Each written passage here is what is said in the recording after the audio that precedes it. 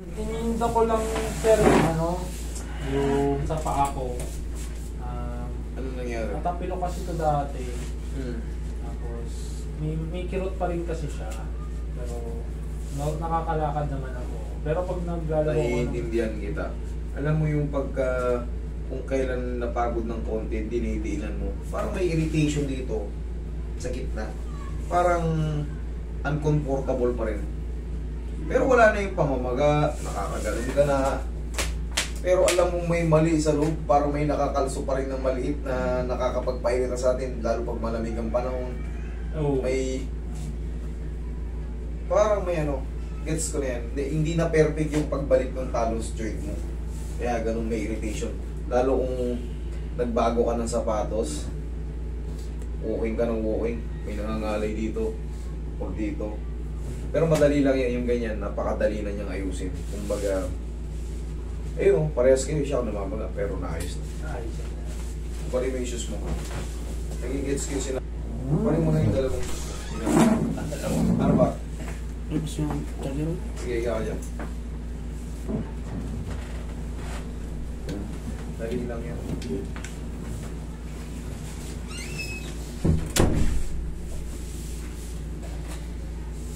Ibababa ko lang to. Tapos na yan. Sa paa kasi natin, pag naintindihan nyo yung anatomy yan, kaya nyo na rin yan, kaya nyo na rin ayusin yan. Pero hindi kaya ng sarili to, kasi hindi mo mahatak yung sarili mo paa. Okay, relax lang. Solid yung tulog na yun. Ayun lang yun. Sabi ko sa'yo.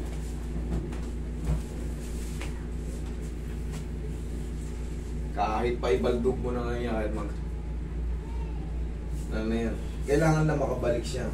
Pag hindi mo na ibalik yun, wala. Paulit-ulit lang. Hindi man siya tudong namamaga, pero may irritation kang mararamdaman dyan. Parang ngawit na ngawit yung katagalan, pagka medyo mahigpit yung sapatos mo, pati to.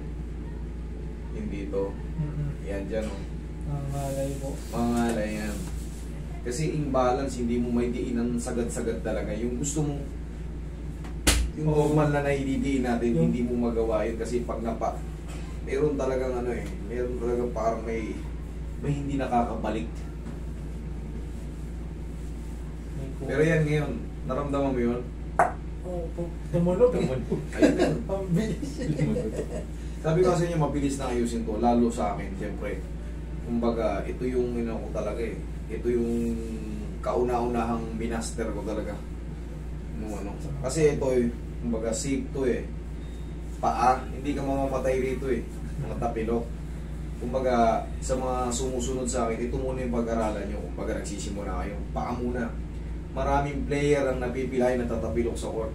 So, once na sumikat na kayo dyan, huwag kayo na magmadali. Kasi medyo lalo kung bata pa kayo, marami na sa akin sumusunod din, mga binatilyo naglalaro sa court. Tinatry na nila sa mga kaibigan nila. Basta tignan nyo yung instruction ko. I-reviewin nyo yung video ko kung saan ko hinahawakan, kung paano hawak dito, yung round twist na sinasabi ko. Tapos pagka nabitin kayo, ito yung pandiin talaga ng talos. Yung ganyang posisyon. Pag hindi tumunog, okay na yun. Ibig sabihin, planchado na yun. Tapos pag-aralan nyo lang din, siyempre sa anatomy ng paa, kung paano niya explain. Mas na-explain nyo, siyempre na-explain nyo na maayos, mauunawaan nyo Pero kung hatak lang kayo ng hatak, walang paliwanag. O ano nangyari? Tinanong ka, ano nangyari? Kung hindi mo ngayon kaya paliwanag, magdududa sa inyo.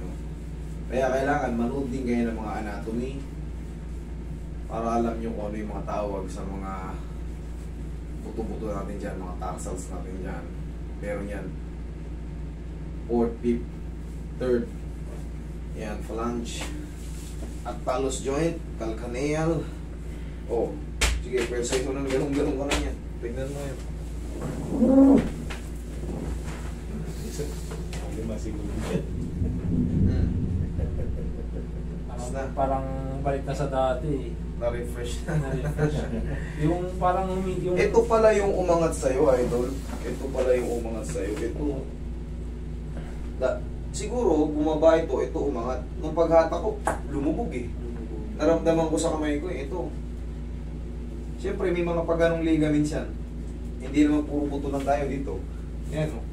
Ayan o. Ayan o. Dito ka nagka-problema. Siyempre, dugtungan yung pag-ano.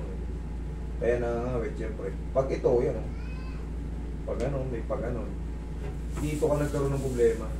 Nung paghata ko, kasi lumubog eh. Rinig na rinig. Rinig na rinig eh. Siyempre, alam nyo kung mali yun, mararamdaman nyo na ngayon yung pamamaga. Kasi na-dislocate kayo eh. Di ba pag natapilo ka, uy, kahit hindi mo pa nahubad yung sapatos mo, in a few seconds, boom, kitang-kita mo kagad yung swelling ng paa mo hanggang sa gagabay-gabay ka na. O yan, katulad yun, ang lakas ng tumunog. Sumingaw yung ugat, naglabasan o. Kasi yung blood flow, nag-circulate na. Okay, wala naman sakit.